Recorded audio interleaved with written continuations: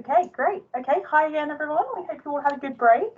So I'm just going to introduce Andy, and then she's going to give us her wonderful presentation today.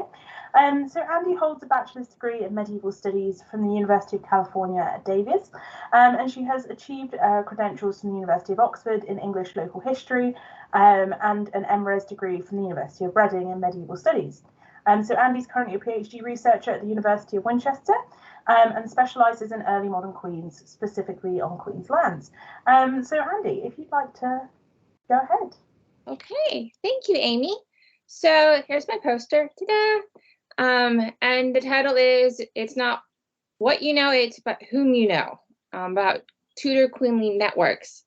So here we go. An integral aspect to the route to power during the reign of Henry VIII as a Tudor noble was how networked your family was and how important this existing network was to the king. Henry, as a king, was all about power and who he could gain power from. As a reflection of this, an aspect of my PhD looks at how networked his 6 queens were and weighs them to the importance of Henry's reign and his motives within court and influence abroad. Turning this aspect on its head and looking at it from a gender studies and queenship studies perspective, narrative can be focused ultimately on the fact that all of Henry's 6 queens had their own familial networks, some stronger than others before they landed on the throne. My thesis focuses primarily on the domestic networks of Anne Boleyn and Jane Seymour as a part of one of my case studies. I will also be looking at Catherine Howard as I uncovered more stuff over the weekend for one of my other case studies. There will be an emphasis placed, again, like I just said, on the Howard family, but my research at this point in time has not completely explored this network. However, some aspects of this family will be discussed today. This aspect of network familial power is consequently reflected in the Queen's paragraphs where she came from. For these 2 queens, Anne and Jane, they're primarily networked in the southwest region of England and the east, mainly Norfolk and Kent. Both of these networks, and it's pretty much true for all of Henry's queens, they were his key supporters or people who he could gain something from, whether it was power, money, trade routes, anything like that. That's one connection I have made in my research.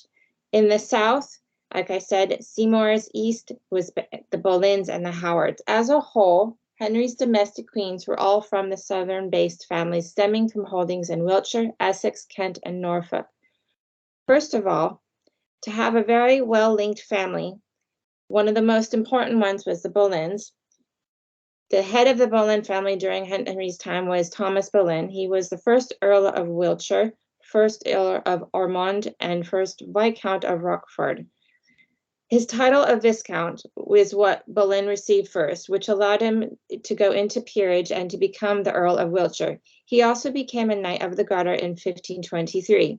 He held one of the most extensive networks of lands and held influence not only in England, but as a Tudor diplomat. He had political tour in France and the Netherlands and in Ireland. Over 3 generations of land grants, both hereditary and from preceding kings, and political savvy marriages, by 1525, he held interest in over 30 manors and estates across the country. Some estates of significance were Hever Castle in Kent, where Anne was born, and Blinkling Hall in Norfolk. Blinkling Hall is also Thomas's birthplace. All of these properties aided in his upward movement within Henry's court. This landed power also aided the family's place and position upon negotiations, putting Anne on the throne with Henry in 1533. Furthermore, the Boleyns were also connected to the Howard family, and also a very significant landed family. Thomas married a lady, Elizabeth Howard, of the Howard family in 1500. She was the eldest daughter of Thomas Howard, Duke of Norfolk. As Thomas Howard, the second Duke of Norfolk, was also Anne's grandfather, this connection brought more landed power to the Boleyn family. The Howards also held the castle at Kenninghall, which was of significance during the period of transition of the crown from Edward VI to Mary I, as she used it as a political base to gather forces upon heading to Farmlingham to defeat the forces of Northumberland and Lady Jane Grey. Canning Hall was later forfeited from the Howards in 1547 and then granted to Mary. Of significance, the Howard family was Catholic, which is of significance to Catherine of Aragon, Mary's mother. This could explain the significance of Canning Hall as a political and religious site for Mary to have support from.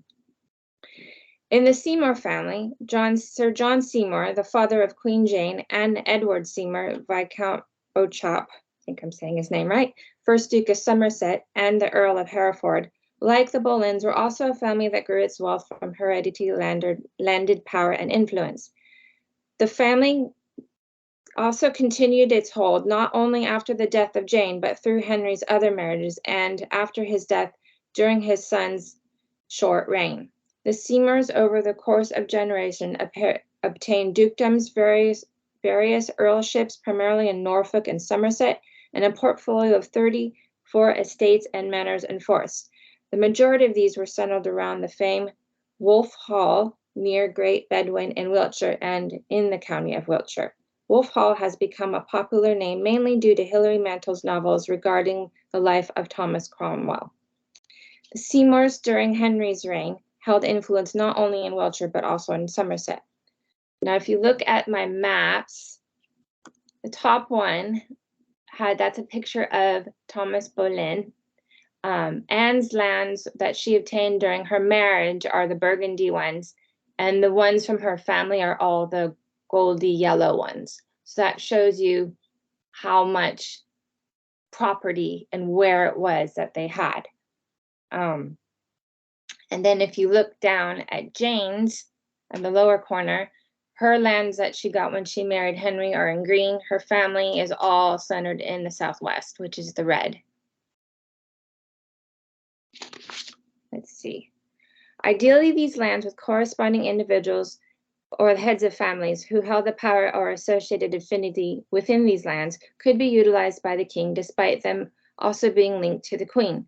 As a result, these familial networks all gave Henry a vast portfolio, if not only power, but revenue he could exploit, especially when he married the women of the families that were put forth for the throne. Furthermore, it also shows how noble families could strategically and politically use women or individuals in their household to gain just as much landed power as the king and move into a high political position within court. It is suggested that due to the depth and lengthy ties that both Seymour and Boleyn held, that these were one of the driving factors as to why they pushed their daughters to the throne. For these families, it was their goal and one that they did achieve. Overall, the big question is, and one that is currently being explored by my thesis, is, so what does this say about Tudor women in the period, pawn or one of power? All done. So that's my poster. Thanks, Andy. I'm just going to ask Joe to press